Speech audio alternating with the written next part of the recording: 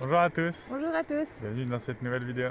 Et oui, ça y est, nouveau pays. Nous allons donc attaquer la Bolivie.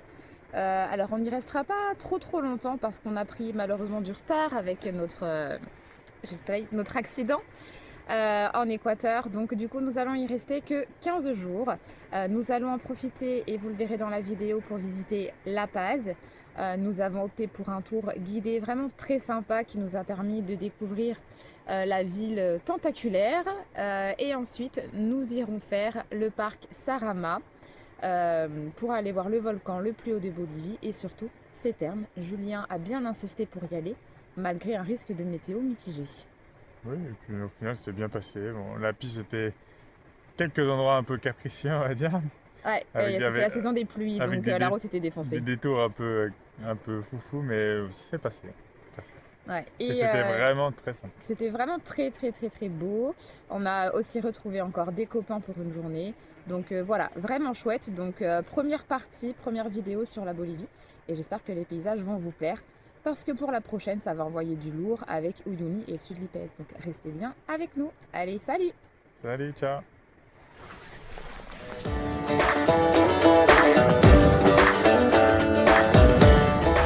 Bon, et bien, nous voilà arrivés à La Paz. Nous allons embarquer dans une visite guidée ce matin avec Inti, un franco-bolivien, qui va pendant 3-4 heures nous expliquer un petit peu l'histoire de la ville. On va prendre pas mal de téléphériques et qui est vraiment l'attraction phare de la ville.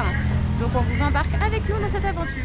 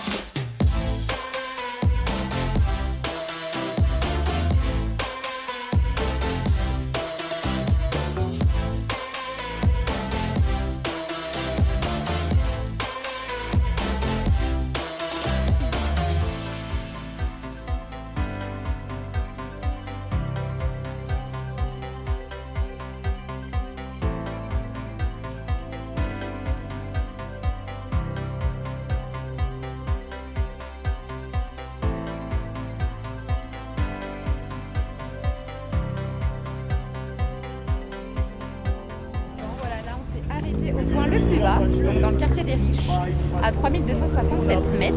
Et là, on va reprendre les téléphériques pour aller donc au quartier populaire Alto qui se trouve à 4100. Donc je crois qu'on va prendre 2 téléphériques, 1000 mètres d'altitude qu'on va prendre en quelques minutes. Et on va perdre 6 à 7 degrés. Allez, c'est parti!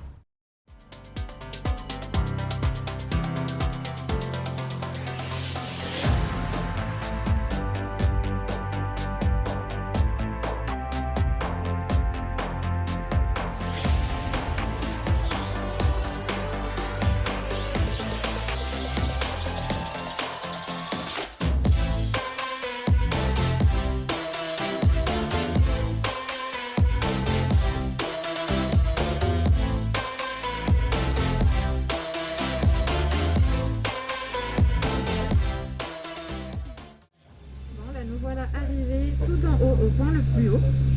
On est à 4100 mètres d'altitude et tout à l'heure on était à 3002. Donc on a à peu près pris 1000 mètres d'altitude en quoi, 20 minutes.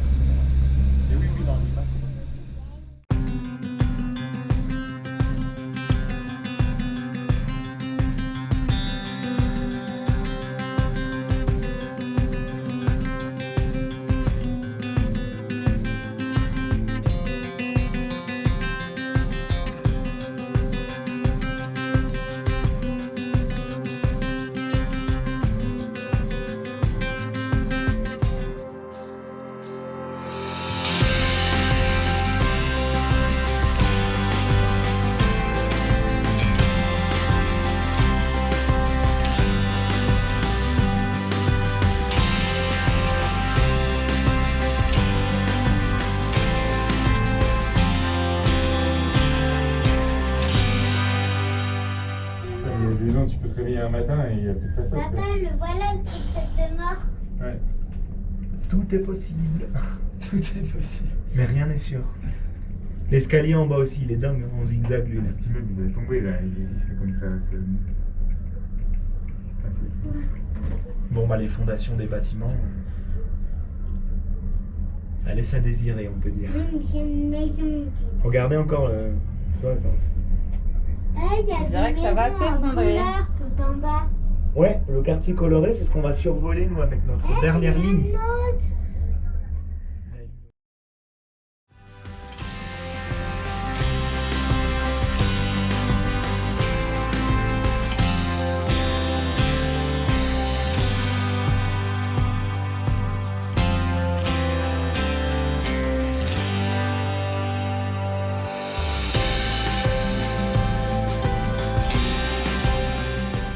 Là, on va aller prendre la dernière ligne, la ligne rouge, qui va nous ramener dans le centre. Et ensuite, on va aller visiter le marché aux sorcières.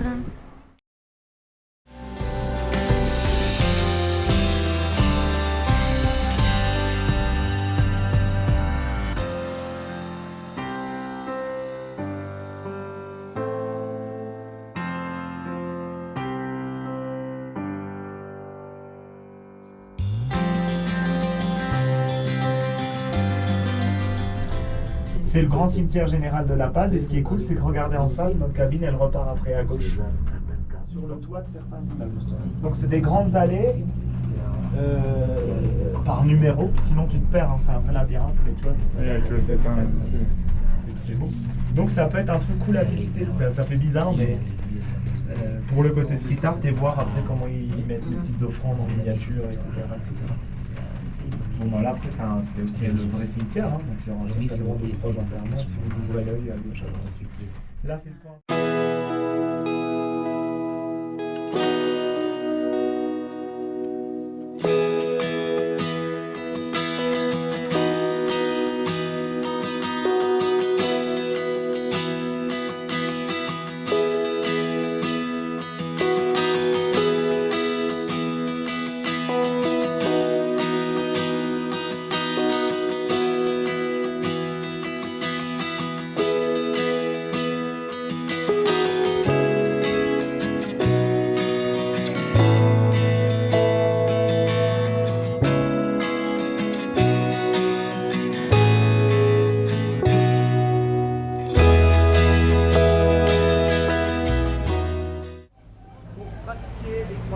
La spiritualité de l'époque indigène.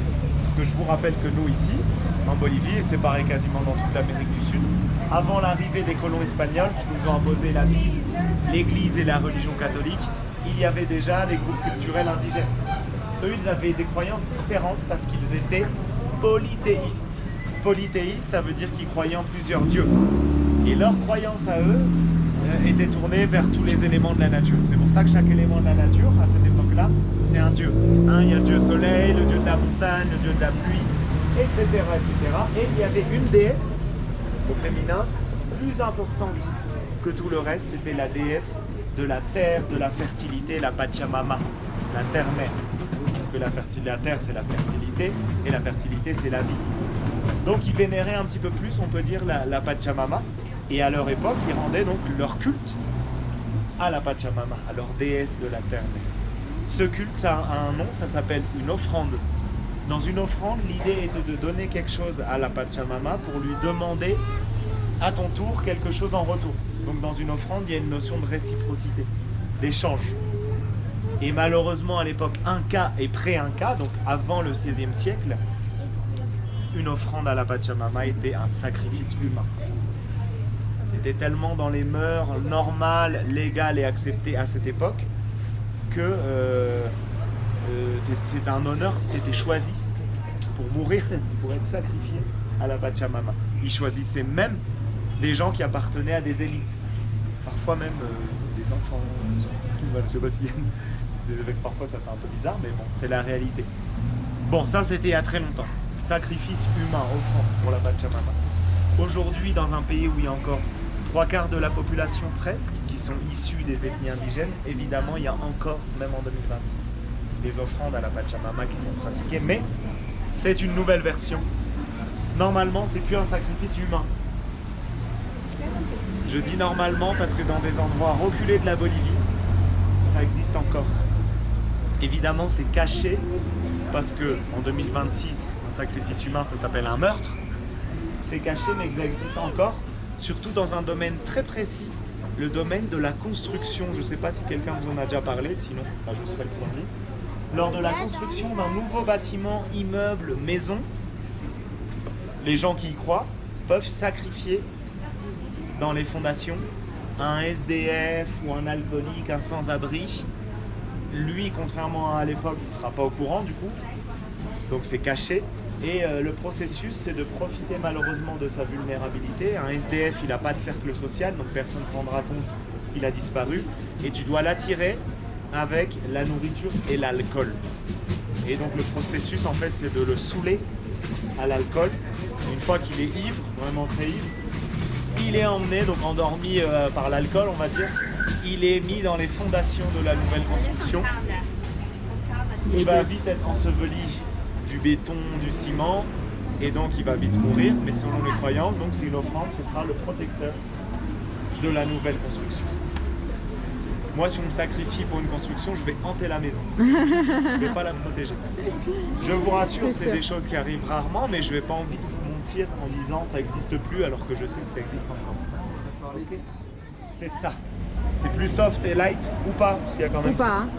Ce petit panier, il est préparé sur mesure par les gens de la boutique, donc vous allez la voir à l'intérieur. La madame, c'est une chamane, elle est typée, elle est issue d'Aymara, c'est de génération en génération d'être chamane. Et ce petit panier, il est préparé sur mesure selon les envies et le budget du client. Et ensuite, il faut le faire brûler. C'est pour ça qu'il y a les récipients avec 2 étages. L'étage du haut, c'est pour mettre la table d'offrande, et en dessous le bois pour aider à brûler. C'est d'ailleurs ce qu'on avait vu avec la ligne argentée, ce que vous vous rappelez tout à l'heure, je vous l'avais dit, c'est la rue des chamans. On voyait du bois, je vous disais, qui brûle. Ils font aussi brûler les tables d'offrande à cet endroit-là. Qu'est-ce qui brûle dans une table d'offrande? Principalement, il y a ça, une pâte sucrée. Alors, c'est pas une pâte sucrée comestible à manger, du coup, mais une pâte sucrée à brûler. Et sur le devant de la pâte sucrée, il y a le dessin, la thématique de l'offrande. Parce qu'en fait, une offrande, ça se fait brûler avant un changement ou un événement important dans ta vie. Et donc en faisant brûler l'offrande, tu demandes à la Pachamama, la déesse de la terre, que ce moment, nouvel événement se passe bien. Donc là, c'est un agriculteur, en début d'année, il veut des bonnes saisons, de la pluie au bon moment, etc., de la feuille de coca, et bien ils peuvent faire brûler une table d'offrande avec cette thématique. Ça peut être pour la vie en couple, en mariage, en fait il y a toutes les thématiques possibles. Évidemment les boutiques, pour les commerçants, il y en a tellement des commerçants. Pour pas faire faillite comme McDo, voilà.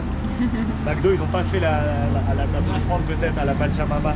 Et après, ça peut être à certains moments de l'année, le mois d'août notamment, c'est le mois de la Pachamama, où parfois sans événement important, mais juste par respect et par foi, tu peux faire une table d'offrande à la Pachamama, où là tu peux tout demander. Santé, travail, amour, argent. Bon, c'est cool, au moins, tu mets tout. Hein, voilà, donc c'est pour ça qu'elle te prépare, elle sur mesure. Ça brûle et il faut être accompagné donc d'un ou d'une chamane, parce que c'est la personne compétente qui va t'expliquer la tenue à avoir et surtout le bon déroulement de la cérémonie. Parce que... Et alors voilà, la Pachamama à qui tu dédies l'offrande en la faisant brûler, nous on la personnifie, on dit elle a faim et elle a soif, la Pachamama. Donc plus tu lui donnes, ça peut être à boire ou à manger, plus elle te donne en retour. Donc là, tu peux mettre sur une table d'offrande, il va aussi brûler un fœtus de lama. Il brûle et c'est comme si symboliquement tu avais donné à manger à la Pachamama. Et il faut acheter, regardez, une bouteille de vin. Là, il y a des petites bouteilles de vin de petite taille, puisque c'est pas des bouteilles pour boire, pour prendre l'apéro, mais ouvrir et éparpiller par contre un petit peu l'alcool par terre à la Pachamama. Tu lui as donné à boire et à manger, a priori, elle te rendra sur ce que toi tu lui as demandé en retour, normalement. Donc ça dure 1h30 à 2 heures, ça brûle, il faut être connecté, c'est très spirituel évidemment, il faut y croire pour le faire, sinon ça n'a pas de sens. Et à la fin, tu as l'interprétation finale de la chamane. Et c'est vrai que chaque élément de la nature, elle l'interprète. Par exemple, là, si ensemble, on fait brûler une table d'offrande pour X thématique, s'il fait super beau et dans les 5 minutes, il se met à pleuvoir, chaman va te dire « Ah, c'est un bon ou un mauvais présage. » Ah bah ouais, il y a eu une réaction de la nature, tu vois, c'est très... Voilà. Ou alors, s'il y a... Sur les bébés alpagas et les fœtus alpagas, Comme il nous l'explique, maintenant en fait, il ne les tue pas. C'est soit des bébés de fausse couche ou soit des bébés morts naturellement. Ça peut encore exister dans les zones reculées, mais voilà, c'est pas la pratique la plus courante. Donc voilà, c'est quand même la bonne nouvelle, même si c'est très atypique comme croyance et coutume.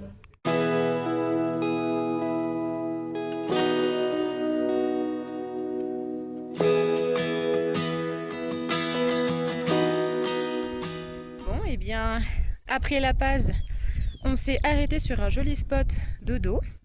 Alors malheureusement avec la pluie on n'a pas pu aller vraiment au bout du point High Overlander.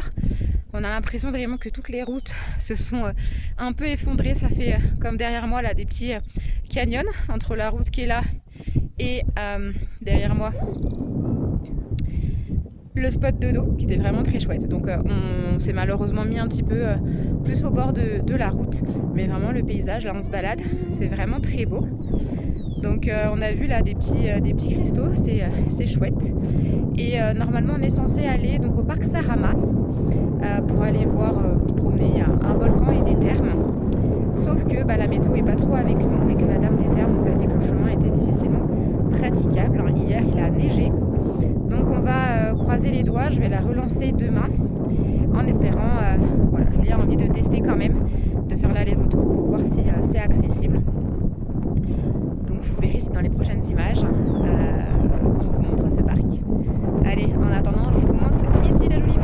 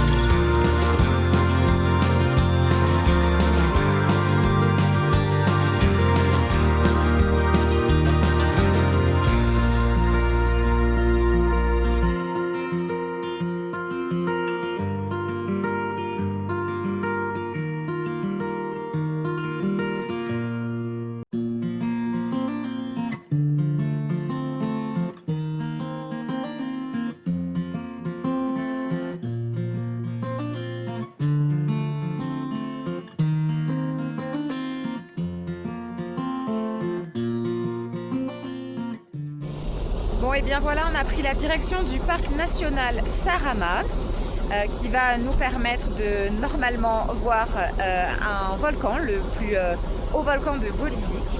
Et ce qui nous intéresse aussi, c'est qu'il y a des thermes naturels privés qui est géré par une petite dame qu'on va aller voir. Donc voilà, c'est parti. On espère que la route va être globalement accessible parce qu'il a pas mal plu et neigé ces derniers jours. Et voilà, on a commencé, vous voyez derrière moi, à voir les monts enneigés. Mais c'est pas celui-là en fait qu'on veut. C'est celui qui est juste derrière. Vous voyez un petit peu là, on voit, mais c'est quand même beaucoup dans les nuages. En tout cas, on espère qu'il ne va pas pleuvoir et on vous embarque avec nous.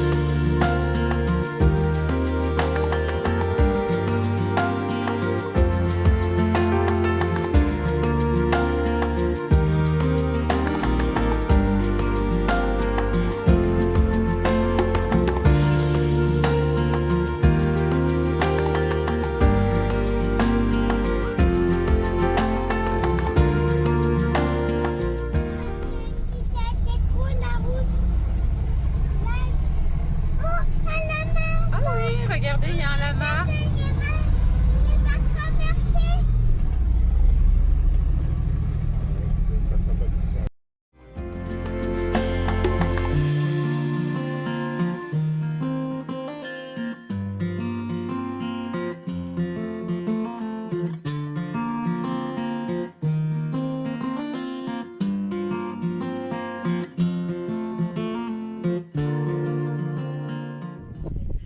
Voilà, on est enfin arrivé devant les thermes. Donc après avoir pris une piste qui effectivement avec la pluie, alors est pas compliquée pour nous, mais avec un véhicule classique peut l'être. En saison des pluies, il vaut mieux avoir un 4x4. Mais nous sommes arrivés jusque là, nous avons retrouvé la petite dame à qui appartient les thermes. On l'a embarquée dans le camion parce qu'elle n'a pas de voiture en fait. Il faut savoir qu'elle fait les allers-retours au village. Alors sûrement pas tous les jours, mais en tout cas c'est 1h30 aller, 1h30 retour. Donc là la petite dame elle est venue, elle nous a ouvert et elle est repartie à pied. Ça fait un peu mal au cœur, mais bon ils sont habitués, c'est comme ça. Je vais vous montrer un peu le paysage. Pour l'instant, bon, c'est couvert, mais les monts enneigés sont quand même découverts, donc c'est très beau. Nous sommes entourés de lamas. Il y a un petit vent mordant, donc on va voilà, vite se dépêcher d'aller dans les eaux chaudes et on espère qu'elles soient bien chaudes. Allez!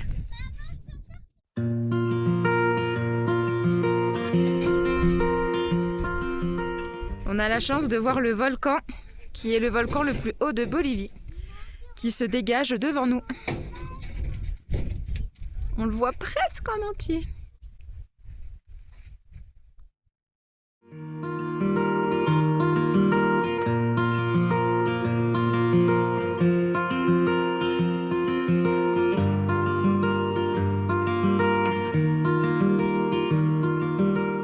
Alors c'est chaud? Ouais, très chaud. Dans 2 secondes tu seras bien. Parce qu'avec le froid qu'il fait dehors.